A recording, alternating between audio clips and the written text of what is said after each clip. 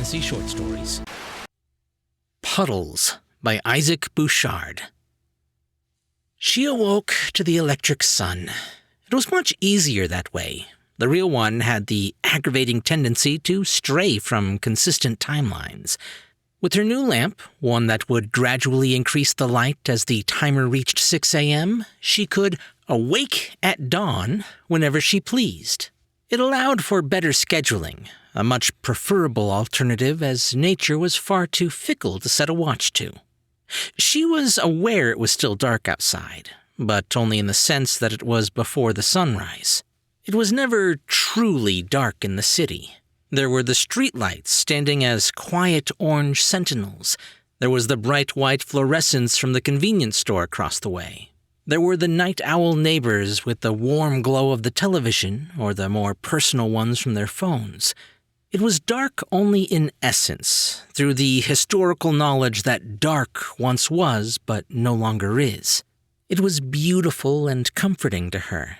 It gave the city a sense of endless restlessness. It was a vast number of tiny stories that kept getting told even when she slept, everyone together but separate just the same. Her cats purred, reminding her breakfast time was nearing, and it was not a solitary affair. Pulling the tie on her housecoat tight, she made it halfway down the stairs to see more of the lights that marked her morning before any of the natural ones obscured them. Yet, the lights that shined through the half-circle window above her front door were expectedly unnatural, but notably unusual. Flashing red, flashing white, flashing red. The lights one saw at 6 p.m. on the television rather than 6 a.m. outside her door. Curiosity getting the better of her, she went to investigate.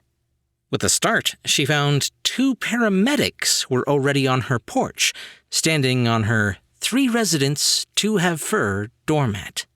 One a tall woman, looking as if she was doing her best impersonation of a smile, and the other a portly, friendly-faced man just shy of middle age.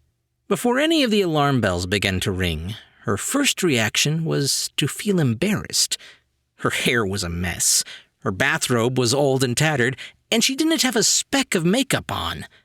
As that moment passed, a flood of other realizations. They hadn't rung the bell. It was 6 a.m, and there's no emergency, and worst of all, they were on her doorstep, implying there was an emergency, and the emergency was in her home.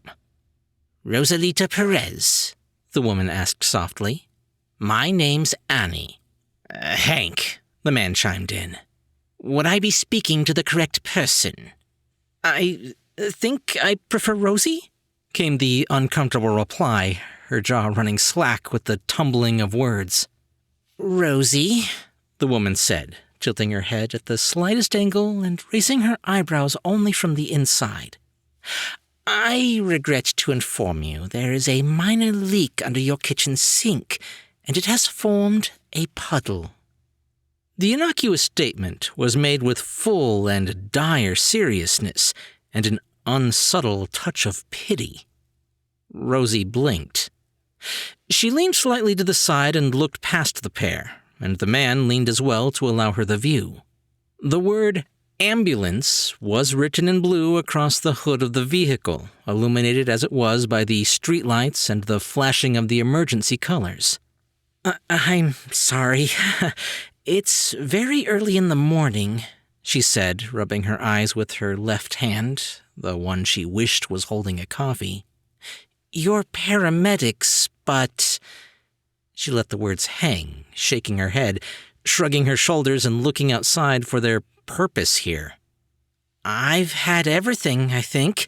My next flu shot isn't for 2 months. I've been taking my multivitamin. My watch has been telling me I've been getting the right number of steps." The man spoke next. "Well, we're here for the puddle. But, as you might guess, it's a fair lot more than that." He had the same head tilt as the woman, but his felt more genuine in a way she couldn't quite put her finger on. "You see," he put his hands together with the very slightest bow of his head, I'm terribly sad to say that you're going to slip on that puddle, and in the subsequent fall, it appears you're going to fracture a rib. It's nothing serious at all. A bit of a pain for a time. We've already contacted your place of employment and told them you won't be in until Monday, which we believe is more than enough time to recover. He checked a small electronic device he removed from his pocket. Wish you a speedy recovery. How nice.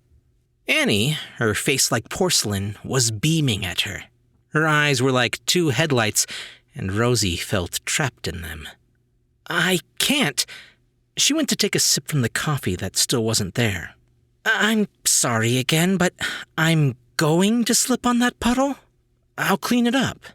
She looked past the two, but this time neither shifted. She chuckled nervously. Am I on television? Is this a bit? The woman's face softened further, but she pursed her lips and raised her eyebrows just slightly higher. Friendly but forceful. Unrelenting but apologetic. Just delivering the bad news that was out of her hands.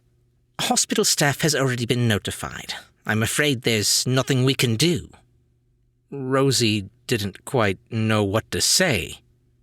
The man held up a hand and nodded knowingly. I understand the problem here. You're wondering how we know you're going to slip on that puddle, he said, making air quotes. Rosie always found air quotes obnoxious, but she certainly wasn't in the position to mention that now. It's all part of Claire, the algorithm we use. It's great. Claire? She thought for a moment. Wait, who is we? Annie held up her device, scrolling through it with a superfluous little stylus.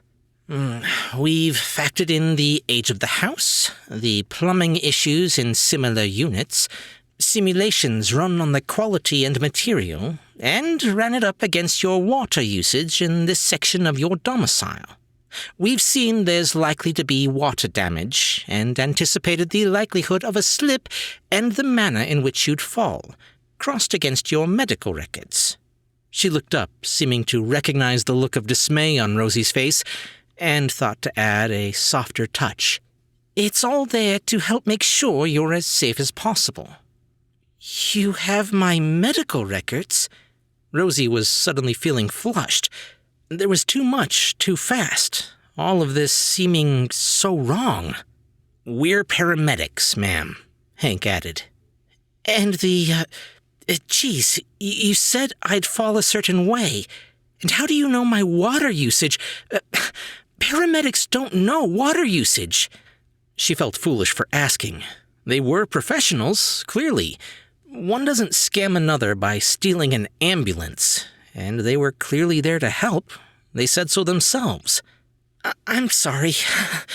I shouldn't be asking, she added sheepishly.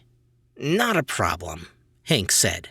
We know you'd likely fall that way, judging from your particular gait, age, and, as I said, previous medical history. He sensed where the conversation was going. Before you ask, we know how you walk from airport security. Lots of cameras there. Can't have people sneaking bombs onto planes in their shoes, you know. He thought for a moment to see if he had covered all the bases. Oh, and the whole water thing? I mean, it's all government. We all run it through the same programs. He let out a slight chuckle. It was obvious, was it not? We started recording which sectors of the house it goes into for precisely this kind of situation. Helps prevent flooding, damage. Convenient, eh? All right. She was waking up now and beginning to see the light of day, and slowly gathering the mental acuity to understand the circumstances. And the circumstances did not look favorable.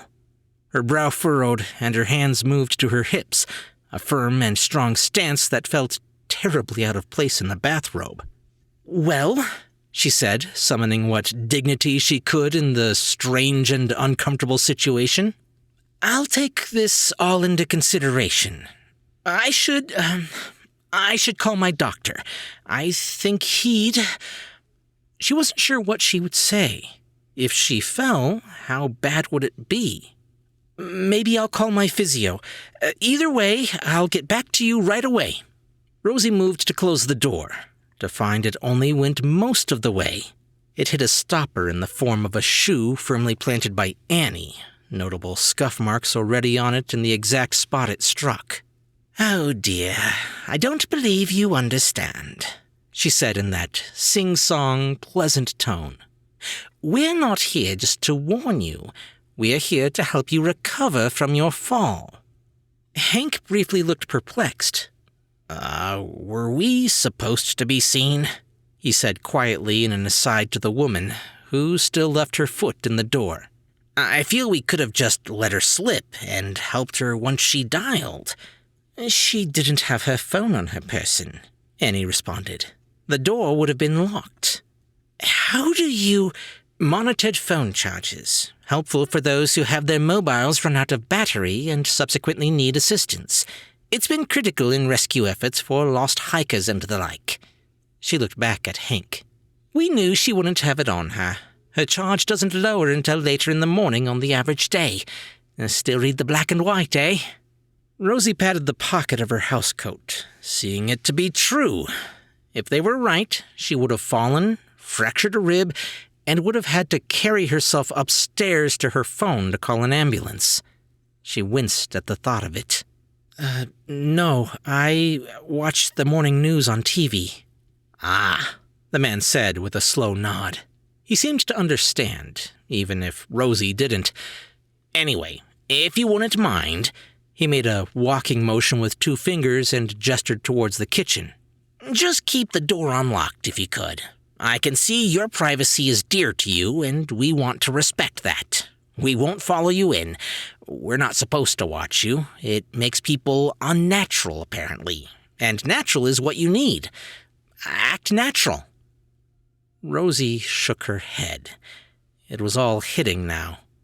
No, I'm not doing that. I'm not going to... How do I even fall on purpose that way? I'm not going to go hurt myself because you think I will, and if I know there's a puddle, why would I slip in it anyway? I'm sorry, this doesn't make any sense. I think you've got to go. She closed the door more forcefully this time, only to find Annie's foot again. The woman didn't so much as wince, but just kept that same disconcerting smile. Perhaps she had steel in her shoes, and it might be because she knew she'd get the door slammed on her. It was an incredibly unlikely idea that seemed all the more plausible with each passing minute. "Please listen," the woman said more sternly. "We're here to help you. It would be in your interest to fall." Rosie's eyebrows raised up. "My own interest? To break a rib?" "Fracture. You're going to fracture a rib." "Whatever, just... I'm sorry. Did you just threaten me? Is this a threat?" Whoa. Hank held his hands up. "Let's all calm down here. Look, lady, we know about your fall, and we know it's best for you, because if you don't, well, shush," the woman urged. "No." "Nah, she won't believe us otherwise." He turned to Rosie. "Look, we know your car's history and the traffic reports, okay?" The woman shook her head and closed her eyes. "We're not supposed to speak of this," she muttered in warning. "The glint off your windows, which aren't clean, by the way. We see it in the traffic cameras. You should really clean those.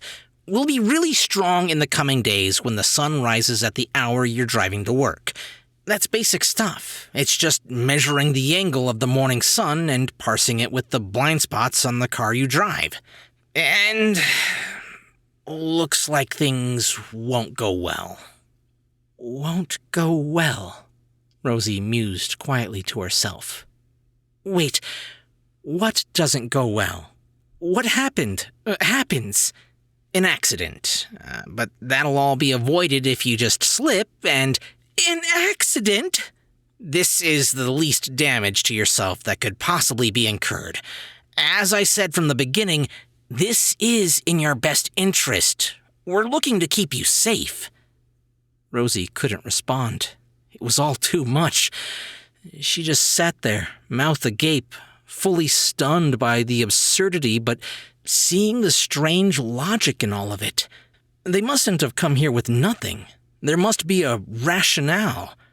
Trust me, you'd much rather slip now than be fine and drive, considering how things go. Blame the sun, eh? Now please, just go back in. You'll see the puddle and just... He made a slipping motion with his hand. That's... She rubbed a hand across her face and found that she was sweating. Perhaps it was the morning breeze running along her bare legs, but she felt a chill at the thought of the accident she avoided, or didn't avoid, or will avoid, or whatever one called such things. What you're saying, it's not... I could just choose not to drive that day. Ah, but that's the thing. You going to the hospital today might be important for someone else. Like, maybe someone hears the sirens and gets off the road for a moment, which avoids a crash. Or maybe a doctor changes their patient, which saves a life. Or, honestly, even I don't know all the machinations. But you've got to trust the system, eh? Rosie still had the same stunned expression. No explanation seemed plausible, but yet felt vaguely possible. You wouldn't want someone else hurt, would you? This all feels so wrong, was all she could mumble. She felt so helpless, like an infant in her mother's arms, but without the warmth and love. Yeah, well... He reached his hand out and pushed gently on the door. Just keep it unlocked for us, okay? You'll be perfectly fine, Annie said, warmly and unconvincingly. They closed the door on Rosie, the bridge of her nose right up to the wood, leaving her to make her decision alone. When she turned around, her house didn't quite feel the same, as if she was suddenly stepping over the threshold into someone else's. The pictures were hers, the papers carried her name, the temperature was set low the way she liked it in the mornings. They almost certainly knew that, too. But it felt suddenly intrusive, as if she had lost ownership of it. From just that short conversation, she became acutely aware of every piece of mechanical or electronic item in the house. She had a timer set on her water heater to brew coffee in the morning, and she could hear it set in the kitchen. But was that in their knowledge as well? She thought to get her phone to dial a friend, but those were monitored too, almost certainly. For her safety, for her self-interest, they'd undoubtedly claim. But she liked it all. The coffee was ready in the morning, and that eased her nerves. The temperature changing to her preference allowed her to wear her old fuzzy pajamas without getting too warm. The news had shown her countless stories of phone scams from nasty criminals, and she would want there to be safeguards to help her. Still, the sheer pervasiveness was suddenly overwhelming when realized at once. The hum of her air conditioner, the buzz of the refrigerator, everything but her cat's meowing all felt controlled. A zoo exhibit, and a boring one at that. She began to understand, albeit slowly, having a lot to take in before the light of dawn made its way into her home. The real dawn, that is, not her silly lamp they'd certainly known the schedule for. To slip, accidentally and yet on purpose, would be to acquiesce to their whole system. That felt wrong for reasons she couldn't pinpoint, and she wasn't sure if there was much of a cause to feel that way regardless. She wished she'd had her phone to check if anyone else felt this way, or if she was all alone. She looked at the quiet little puddle that seemed to have far more depth than it let on, wondering if she had the ability to clean it up. She reached for the paper towel, holding on to it tightly, hoping she could, wanting to be able to.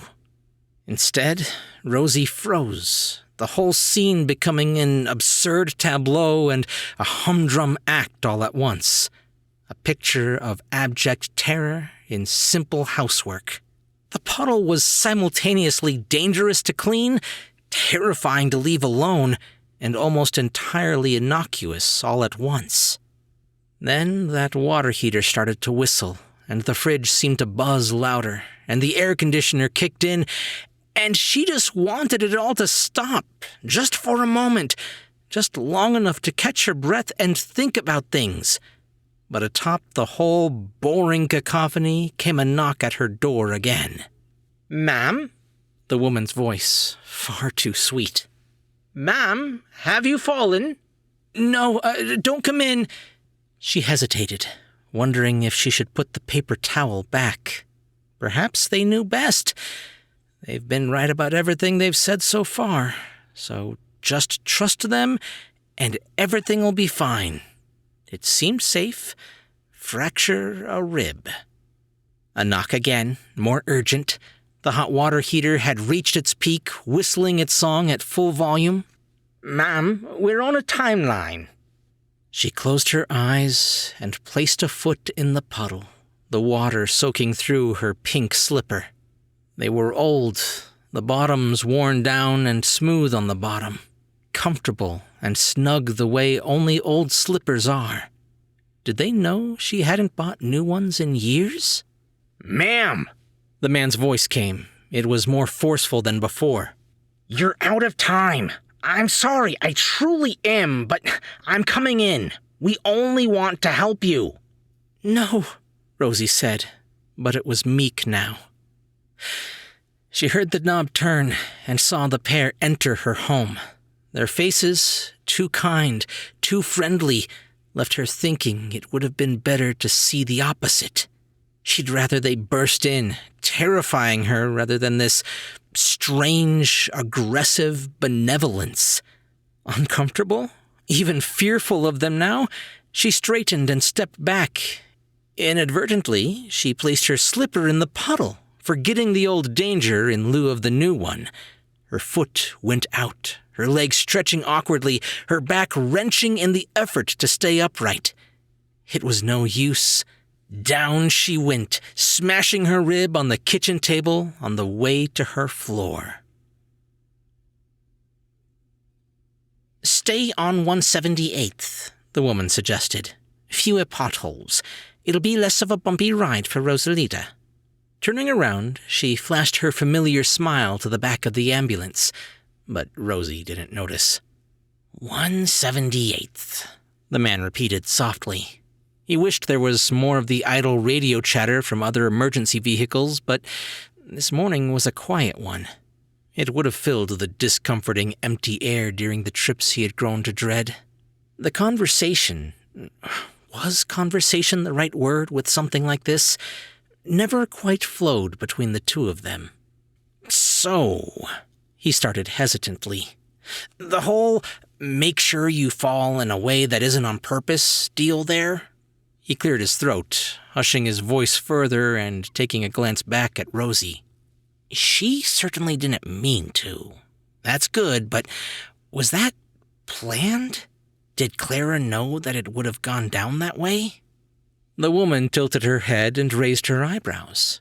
"You've showed you're quite impulsive, from telling her the information about the algorithms to opening the door before she fell and called for help. And, well, we're all part of it. Every last one of us." She reached over and patted his shoulder. "It all worked out nicely, didn't it? Safe and sound. That's what matters."